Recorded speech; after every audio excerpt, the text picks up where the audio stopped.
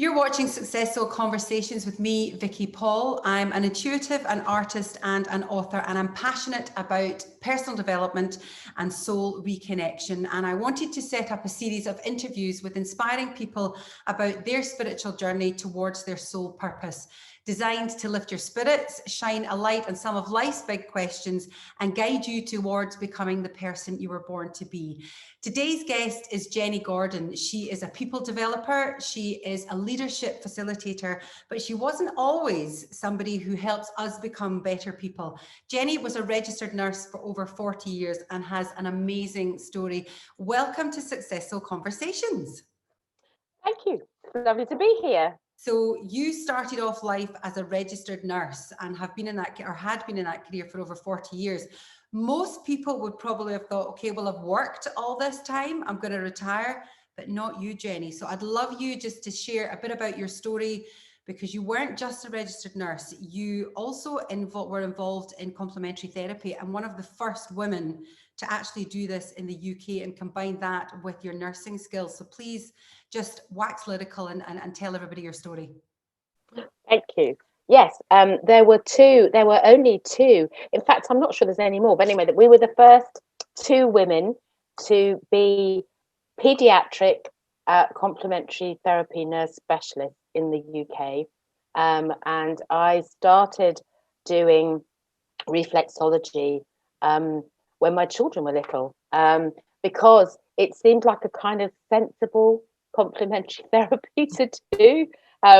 And I was approached by somebody to do Reiki. And I remember saying to them, oh, I'm a scientist. That's far too out there for me. And the gentleman concerned just smiled, because I guess he knew that eventually I would get it. So I started off doing reflexology and then started doing Reiki, and used both of them in my nursing practice. And in fact, my PhD was using reflexology to help children and their families who have constipation, which sounds not very sexy and not very glamorous, but it has huge issues for children and huge impact on their lives. And of course, I won a research fellowship. So that was another first, I think, to have a fully funded research fellowship using complementary therapies. And I did a randomized controlled trial, which they also said couldn't be done, but we did it. So complementary therapies have been part of my life for a long time. What was it about complementary therapy that intrigued you? I'm kind of guessing that there might have been some of your colleagues who kind of poo-pooed, pardon the pun, this kind of thing, so there has to be some kind of calling from somewhere for you to have pushed it to the extent where you got the funding, etc., etc. So what was it about reflexology and complementary therapy? I think there were two things. One was my I always my kind of you called it soul purpose, was to make a difference. That has always been a kind of thing for me. And while I respect the medical paradigm that we use in this country, and I'm passionately supportive of the NHS, I was fascinated by the whole body, the encompassing of the physical, the mental, and the spiritual, that other medical paradigms offered. So Eastern, in Ayurvedic medicine, acupuncture, Chinese medicine, they all talk about the connection with the physical and the spiritual. And even though I didn't necessarily understand it, from a kind of Western medical perspective, it just resonated. And also I was fascinated by the fact that quite often we talk about things that unknowingly have the same connection in Chinese medicine. So they believe that each of our physical organs also has an emotional role to play. So, for example, your liver as well as having its mechanical, role, also is where you store disappointment. And we in the West talk about feeling liverish, which is when you're just kind of, disappointed. And I thought, oh, there's a connection that we talk about, although we don't necessarily make it. And what for me was a real pull, I think, was the connection with the spiritual and the physical, and that it's not either or, it's both. It's and not or. Absolutely. We are, connected mind, body, spirit. But so many people spend so much time in their mind and body, and they don't connect fully with the spiritual aspect of who they were.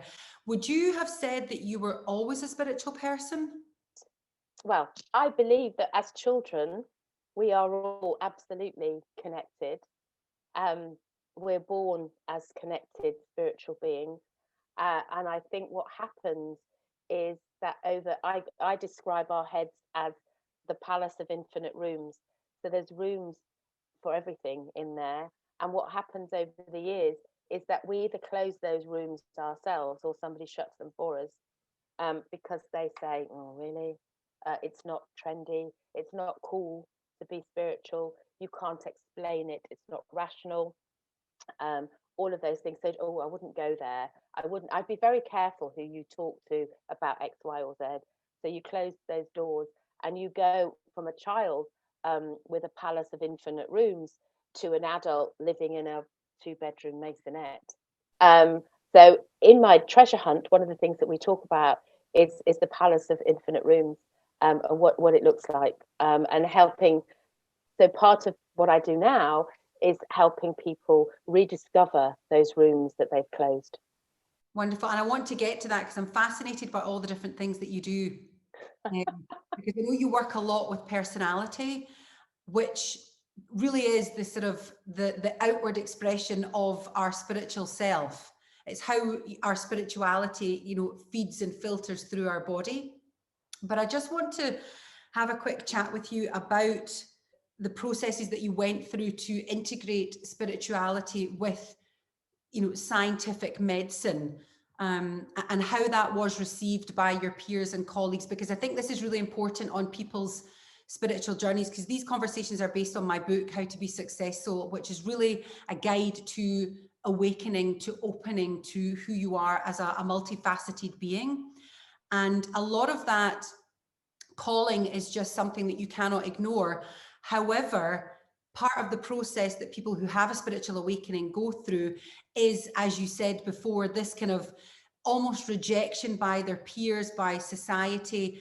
And it's almost as if the universe is pushing us to really show how strong we actually are. Your generation, is there not so much resistance, but do you find people are not quite as connected or not quite open now, but also back in the day when you integrated both? I think back in the day, it was definitely it was a journey.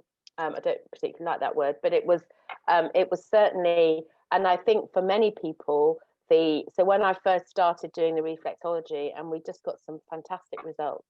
And of course, the consultant who I was working with said, but it's nothing to do with the reflexology, Jenny. It's you, because you talk to them, and it's you that makes the difference. Um, and I just was relentless. I just carried on, and even when I couldn't explain it necessarily, and I found a fabulous article from years and years and years ago, when we were first discovering that your heart beats, and that you have that your pulse can be measured, and it's all connected. It was a European article, and basically they were dissing the discovery of the people who said that we have heartbeats, that your heart beats. So I used to use that, because obviously it's so bog standard that we know how the heart works now. I said, but there was a time when people were dissed for saying the heart is an organ, a pump that beats, and the things that we can feel at various points in your body are as a result of the heart pumping. they were told they were stupid. They were told they were foolish. They were told that they were, crazy, woo-woo, stupid people. And so I said, just because we don't, and this was always my way of being, just because we can't explain it doesn't mean it isn't there. And I was just relentless in that. It's like, but I think, to be brutally honest, I was also, and I guess part of my awakening was the fact that you have to almost diss it yourself first. So I am guilty, I hold my hands up, of kind of saying, well, like the Reiki, well, that's a bit crazy, until I did it, and then recognized the power of it. And the overarching thing that helped me keep going and not mind what people said was the impact that it had. And what I love most about Reiki is you give it almost, I am the channel. I give it to the person. What they do with it is nothing to do with me. So there's a fabulous, I don't have to worry about that. I just, how they use it is entirely up to them. There's no pressure on me at all. And the other great thing is there's always a bit left over, through the transfer. So of course you kind of, it's such a great thing to do. So I think the biggest reawakening was the recognition that it's almost a surrender. Can I use that? I don't mean that in a kind of, I'm giving up kind of way. It's about surrender, recognizing that when you recognize that the power of the universe and that you're a spiritual being, it's almost a relief. That surrender is a relief, because you just go, oh, it's okay, and I don't need to explain it. I don't need to have all the words. I just know. 100% agree with you. And when you were talking about the resistance that we put up, it just came into my head that is part of the process of trusting. Have you always been, I don't want to call it forceful, but I guess, you talked that you were relentless. Were you always like that? Were you like that as a child, or was this something that you developed through the confidence of working in a spiritual perspective? I think I was forceful as a child. I think bossy is the word that should have been used.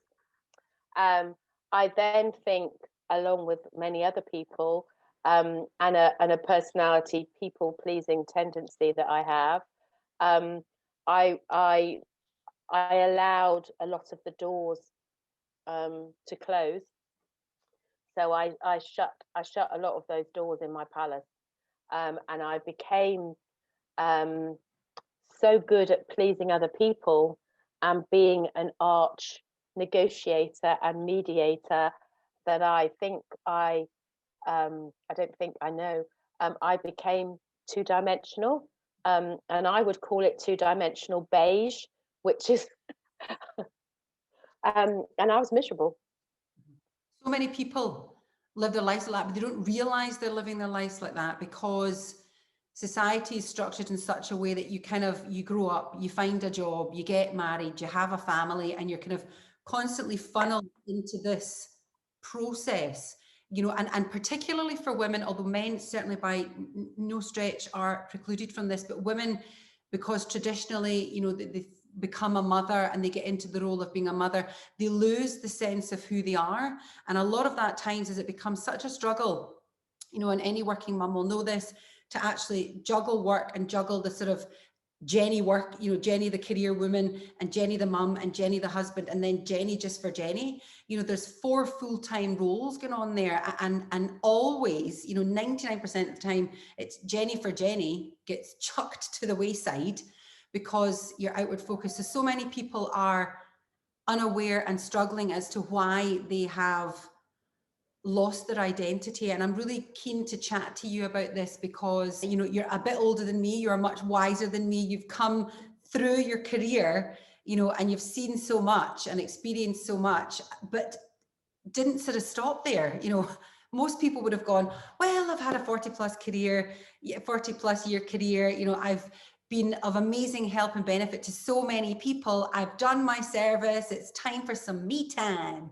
But no, you reinvented yourself. And this is what I really want to talk to you about this, because I don't want these spiritual conversations to just be for people in their 20s and 30s and 40s, because I believe that you can absolutely reconnect with who you were born to be in your 50s, 60s, 70s, 80s, and 90s, you know, and Louise Hay is a prime and very public face of that. You know, she came to her sort of career as we know her, one would describe as later in her life. She was in her late 60s, early 70s, you know, when things really kind of blew up for her. So, you know, for women who are of your age and you've been doing what you're doing at the moment, you know, this leadership growth coach, a speaker, an author, you know, a people developer for 10 plus years, you know, so what happened when you retired from nursing and thought, okay, well, there's more in me, there's more to serve, I want to do whatever it was I wanted to do, you know,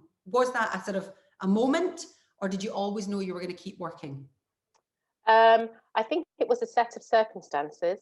So my children were grown up. I had a major life event in that I got divorced, and so my life took a very different turn than I had imagined. And a great friend of mine who I knew from school had come to see me when I lived in Scotland, and he said, you know, he said, I when I first knew you, I had you down as a world change. You were going to change the world, and what's happened? You're sitting in the middle of the, you know, this beautiful, you know, piece of Scotland in the middle of nowhere. What are you doing? And at the time, I was really, really offended, because I was juggling motherhood, a job, you know, a wife. I was every, exactly as you say, I was every other Jenny you could imagine, but Jenny for me. So when I found myself in a situation where I thought, oh, okay, I don't, you know, my job, I have a different job, I have a different place to live. I'm completely different. I can start again. And what are the things that really matter? And so I put it out to the universe and said, well, okay, this isn't where I thought I was going to be. Now what? Yeah, so you know, I had that opportunity. I had been doing, I did some leadership coaching. I became a coach. My first coaching session that I had as a recipient, my coach said to me, "Are you aware that you put everybody else needs before your own?" And I went, "Oh yeah, I used to do that, but I'm cured." And she went,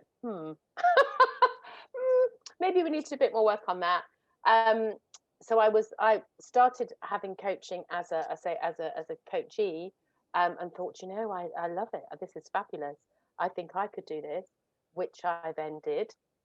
And so gradually, all of those pieces of jigsaws, and as you won't be at all surprised, but it was quite a surprise to me, that of course when you are open, opportunities cross your path, that you can go, oh, I could do that.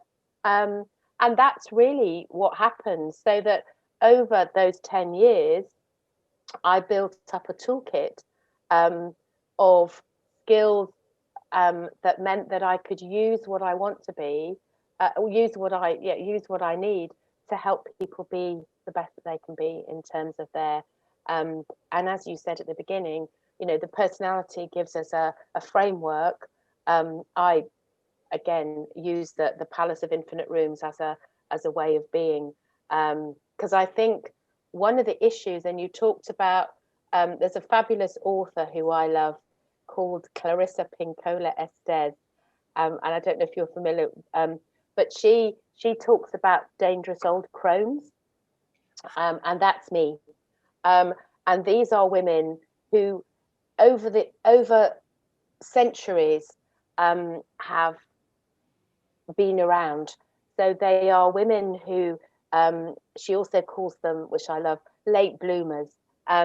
So these are people who, as you say, recognize that actually we have phases in our lives, and each of the phases that we go through gives us experience, wisdom, joy, sorrow, opens more of those rooms.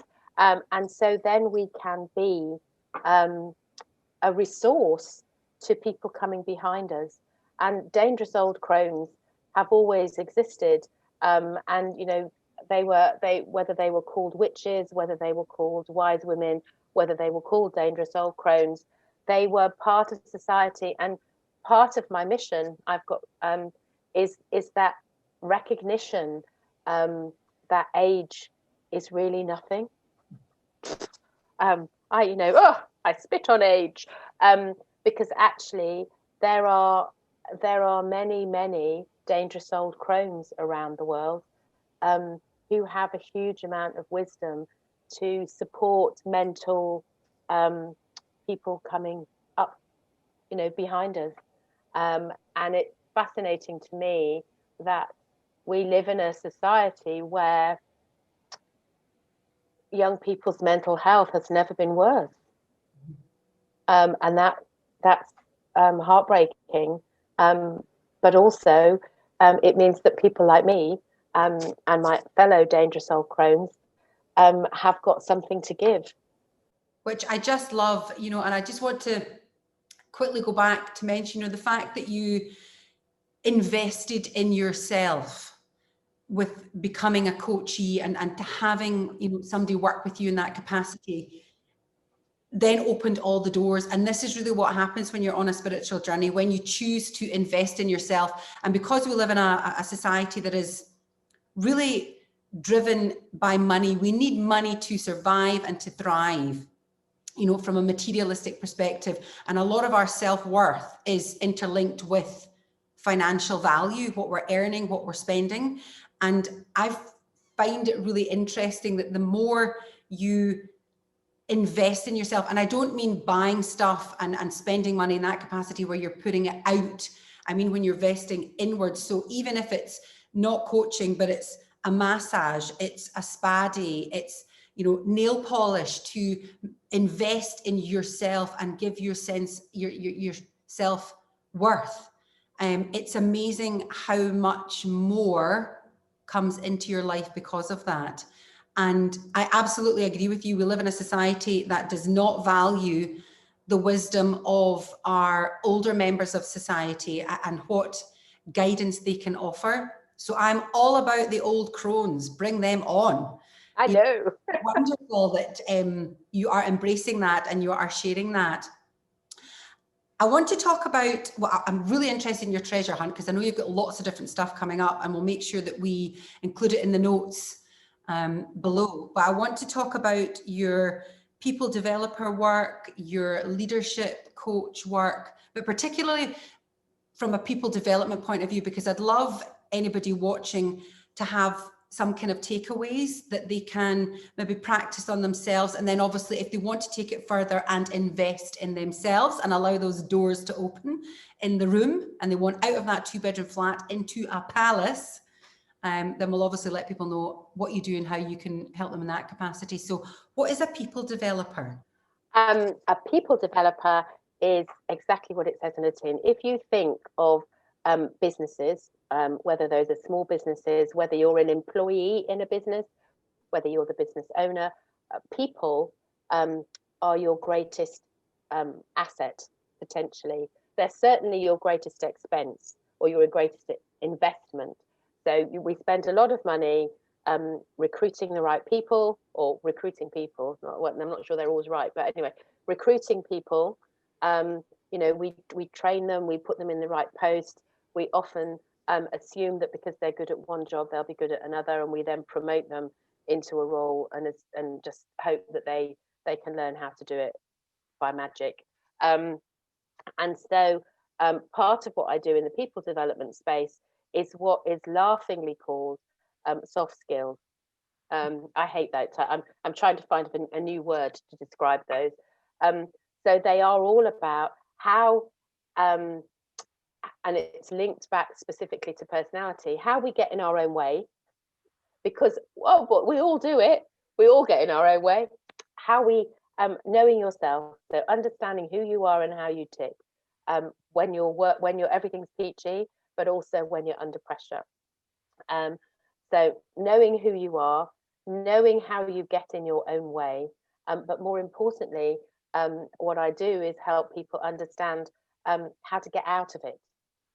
So how to get out of your own way, and look at the things that stop you doing the things that you really want to do, and being brave, being vulnerable, being brave is hard. And I think probably your generation and the generations coming up have been force-fed entitlement. So they feel that they are entitled to have it all, like that, instant. And I guess what the Dangerous Soul Crones can do is to explain you can have it all, but not necessarily all at the same time. The universe is all. Exactly. Come to grow and expand as a soul being, having a human experience. And I absolutely agree with you, particularly our generation. I mean, we were very fortunate because my parents' generation came through, the sort of cycle of life in the 70s, 80s, 90s, and into the kind of early 2000s, where, everything, the sort of economic trajectory was going like this. You could buy a house, and my parents, when they were buying first time buyers, they could pay off the house in a year off the salary that they had. So they managed to accrue huge amounts of money. And then there was just this, material abundance. And I think the natural thing that we do is just get sucked into that material abundance. And you're absolutely right. You get born into this environment where everything is laid for you on a plate. And then as we move through that, technological advancements grew exponentially. So therefore that also increased the possibility of everything now being at your fingertips. But any story of anybody that's really succeeded and is at, the top of their game, the amount of work and the amount of time that they have put in, nobody's an overnight success. It's 10 years to be an overnight success. And people don't realize that you've got to put the work in. These kids, young bloggers, and all the young ones are going, oh, they're so fabulous. I said, yeah, but they're still writing their copy on a Sunday night. And there will always be, if you want to be, yes, you can be a full-time career woman and have children, but there's 24, and we talk a lot, or people talk to me a lot about 150%, and I was like, no, the mistake we keep making is that percent is out of 100. There is no more than 100. So you can't give 150%. It doesn't exist. So by trying to put 150 into 100, something falls out. 50 falls out the edge. And I think we've set people up to fail spectacularly, because we've asked them to do everything all the time. And then when they can't, we say to them, oh, well, it's because you are not resilient enough. And therefore, it's your fault that you can't do it all.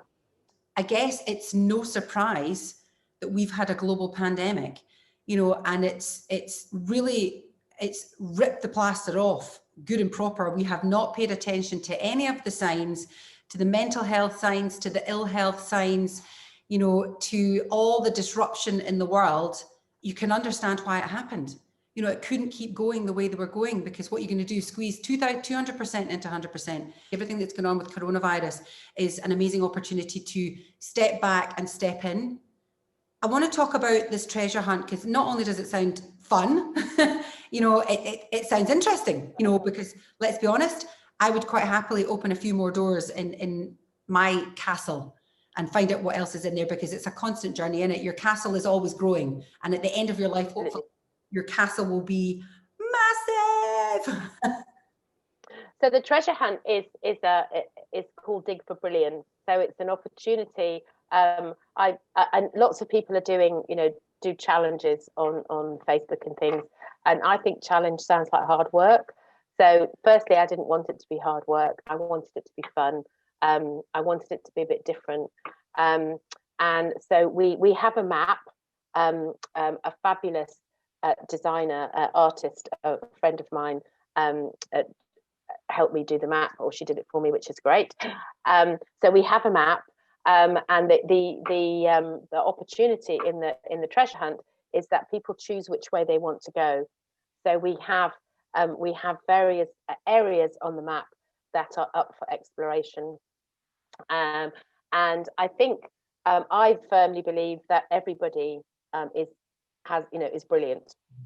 We all have our own brilliance. I think part of the problem is, which is where my comparisonitis book comes in, is that we look at other people and we go, oh, their brilliance is a particular, their diamond brilliance. I'm only a pearl, and therefore I'm not as good as them. So part of the premise of the treasure hunt is that actually treasure, treasure is infinite, and that different gemstones and different different metals, treasure is in the eye of the beholder, if you like. So owning your own treasure is a great thing. I think also, back to the personality thing, is that quite often when something is a preference for us, so things that we do naturally, because we do them naturally, it's how we're wired, it's how we think. Because we do them naturally, we don't really value them because they're easy. And everybody's told us that you need to work harder. So actually, quite often I work with people and they'll say, oh, I'm really good at this. Well, I do that. Well, yeah, I just do that. Oh, you just do that. Actually, I can't do a spreadsheet. I hate spreadsheets. But it's so easy. No, it isn't for me. So part of that digging for brilliance is around discovering and valuing and appreciating the stuff that we find easy, that is absolute treasure, but we don't appreciate it as treasure because it's easy for us. So is this an engaging and fun way for people to reconnect with their personalities and reconnect with their gifts and talents, or does it go beyond the gifts and talents?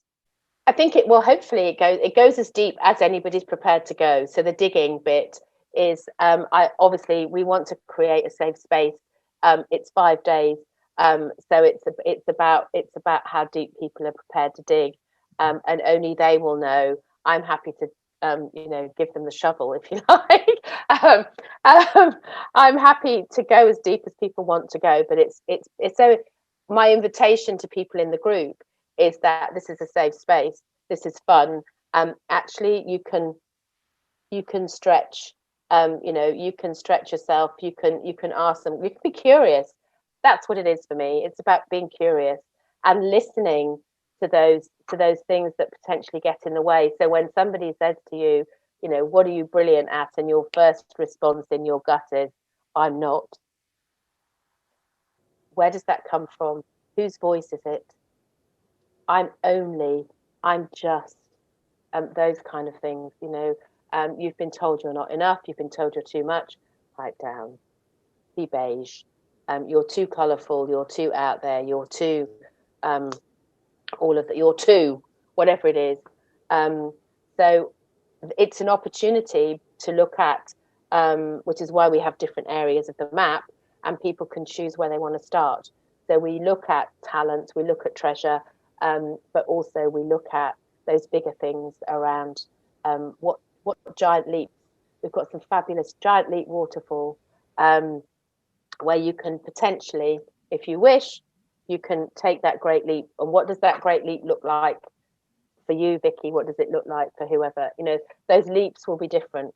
I'm an artist, as you know, so the visual aspect of that, really excites me, because I think, so many people learn in so many different ways. And for me, as an artist, my art it's a visual in to who you are. It's a way of almost distracting your inquiry, by looking at the art and following the abstract shapes and patterns, connecting with colors that you like or you don't like, is an unconscious way of opening up the kind of source of who you are to allow that to come up. So I love the idea of the visual, because, you know, most people connect in a visual way, you know, with their surroundings, and make judgments based on that. I love a metaphor. So I love a story. So if you say to people, I want to unpick your soul, they'd go, ooh, that's far too scary. But if you say a story, and I've got some great stories which I've collected over the years, and you tell the story and people go, oh, do you know, I remember when. So again, it's that gentle, it's fun, it's gentle, it's storytelling, and people can say it gives people, it's almost, one of my clients describes it as a safety net. So it's, you know, it's a safety net. You might be dangling from up the cliff, but there's a safety net at the bottom. And hopefully what the treasure hunt does is you can give yourself permission to let go, because you know that there's a safety net at the bottom. Absolutely right. Stories connect. You know, stories are what has brought us our history, has been carried through eons, you know, and we communicated those stories visually, you know, as cavemen, Yeah.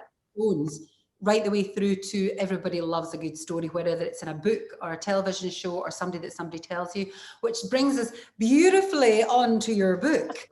I so need to get it finished. I've been distracted, or procrastinating, one or the other. And I think, and I joke-ish, no, not really. I think one of the powerful things about being a people developer and a facilitator and a coach is that it's not about being perfect. None of this is about being perfect. So I'm as flawed as the next person. Which I think is really helpful, because I'm not setting myself up as the queen or the king in the palace, on the throne looking down at everybody else. It's like, no, actually I'm down in the mud with the rest of you. This is an adventure that we're on. It's a lifelong adventure. There's always something else. There's always another room to open. There's always another room to explore.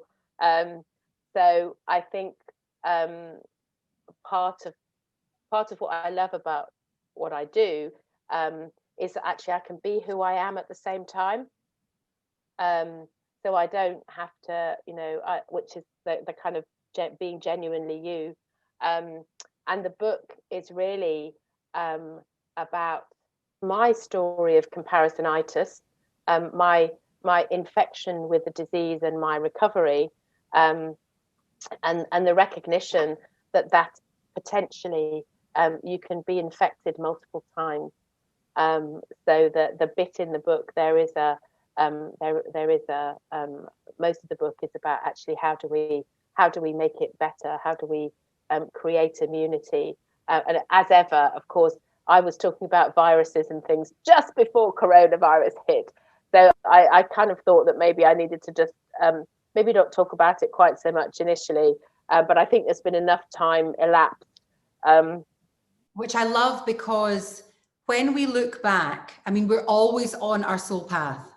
You know, we are always living our soul purpose, and it's not always clear at the time what that is. But it's interesting that your book, you reference comparisonitis. It's a disease. How do we heal? Your nursing background is very much coming through in what you're doing, you know, and in the story that you're telling. So for anyone watching who is searching for their soul purpose, their soul path, you are always on it. Sometimes though, you can't see the wood for the trees, and it's not clear, but you're always on your soul path, and everything that you're doing in every moment, the good, the bad, and the ugly, will all be for a purpose, be for a reason, whether it's to open you, stop you in your tracks, send you off in a different direction. So I love the fact that you're going to use this career, this amazing career that you had, and we can all recognize it, because let's be honest, and I talk about this in my book as well, you know, symptom checkers, we're all our own GPs thanks to Google. So it's really going to resonate with people, you know, I'm sure. So if people want to work with you, what's the best way of getting in touch? And again, I put everything in information, but is there a preferred way? What's the next course that you've got coming up? Where can they find you? The next biggie is my Facetnating You 6-week coaching, which is very much focused on that Palace of Infinite Rooms. So that's a much deeper dive because we've got longer. So that's a paid program, and the best way to get involved in that is to head on over to my website. There's also an opportunity. I have a program called, well, it's a membership which launches in January for dangerous old crones, called Bluer Than Indigo, which is a membership opportunity for people, like-minded people, dangerous old crones. And I don't want to limit crone to just women. You can be a crone, you can be a manly crone if you like. So it's an opportunity where actually we can get together and we can spread our wisdom from there. And if people are in businesses and they've got a team that they want to do some stuff with, then again, I work visually and creatively to provide all sorts of things that are a bit different. And I think the thing with soft skills is actually they're not soft at all. They're hard to learn. They're hard to embed. And actually they have a real hard impact on the bottom line. But it doesn't mean you can't have fun while you're doing it. So I think that's what I'd like to say, is that actually that, and you talked about it earlier, that our parents' generation of you need to work harder, you need to work for longer, it should be hard. And I want to say, actually, no, it shouldn't. Actually, we need to be smarter. We need to work smarter. We need to have fun. We need to connect. And when you are connected with your body and your soul, actually, it does become easier because it's much less strident. You just have to practice listening. Thank you very much for taking the time to have a chat with us. As I said before, I'll put all the information about how you can connect with Jenny, all her courses, etc., into the comments below. And don't forget to purchase my book, How to Be Successful. It's available on pre-order at Amazon. I'll put the link in the comments below. Take care.